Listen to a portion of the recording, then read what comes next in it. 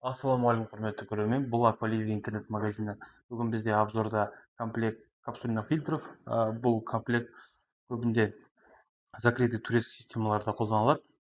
Комплекттің құрамында 3 фильтр бар. Бірінші фильтріміз ол полипропилен, механический очистка 5 микрон, судың құрамындағы тастардан, құмдардан, көзге көрінетін элементтерден тазалайды.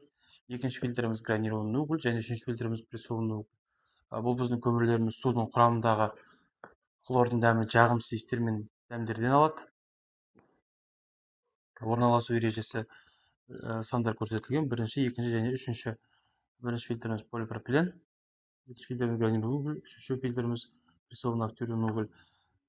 Су әрдайымда головкасы бар жағынан келеді, головкасы жоқ жағынан су шығады. Егерде сізге осы фильтрлар нақты келетінін білгіңіз келсе, біздің WhatsApp нөмірге хабарласыңыздар, немесе төменде көрсетілген